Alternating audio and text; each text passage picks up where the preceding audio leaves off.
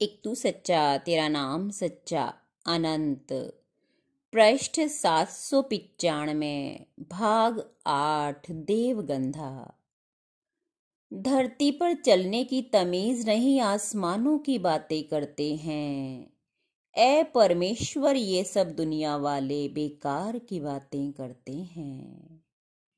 हे परमेश्वर, मेरे हृदय की सुनसान और अंधेरी घाटी में, जहाँ की तुम्हारा प्रकाश प्रेम स्तंभ है, जहाँ से कि तुम्हारी लहरें आती हैं, मुझे अपनी बाहों में लेती हैं, जकड़ती हैं और अपने में एकाकार करती हैं।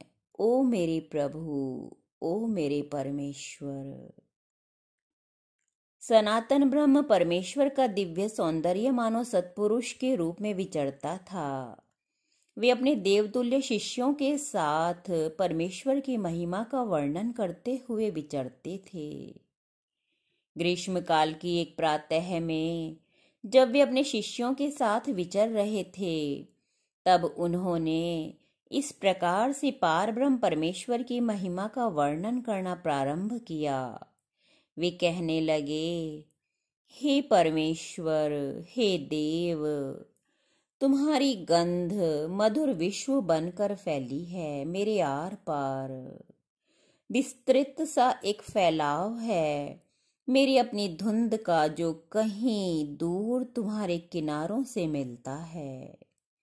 मुझसे बिना पूछे, मुझे बिना बताए, चुपचाप तुम्हारी ओर से न जाने कब मेरी लहरें उठनी शुरू हो जाती हैं। ज्वार भाटे की लहरें प्रस्तर प्रतिमा जैसे शरीर से टकराती हैं। गंभीर नाद से बार बार प्राण शंख ध्वनित होता है, घंटियां जैसी बजती हैं और पवित्र मंदिरों की छायाएं पानी में डूबती चली जाती हैं, और मैं अनजाने ही एक तीर्थ बन जाता हूँ। निर्वाण और कैवल्य को प्राप्त हुआ। सुख दुख की सीमा के पार धुंध की अधरों में जब संध्या प्रार्थना बनकर उतरने लगती है, आकाश चुप चुप बुदबुदाता है, ओ पार ब्रह्म तेरा नाम। एक विकल शोर बनकर मेरे प्राण अधर में उठने लगते हैं। अज्ञान का आह्वान या निमंत्रण, मेरी आत्मा के पट खोल, गहन छाया लोक से अवतरित होता है। चेतना लोप होने लगती है। कहीं दूर अज्ञात के तट से आता तुम्हारा शाश्वत अलाप मौन बनकर पत्थरों को गुंजारता है, और मैं भाव विभोर होकर पथराता चला जाता हूँ।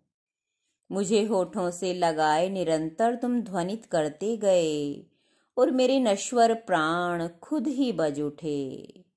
मेरी मट्टी में तुम ज्योत बनकर उठे और मैं जग गया। अब तक मुझे तुम्हारे होठों की प्रतिध्वनियां याद रही। एक तू सच्चा तेरा नाम सच्चा।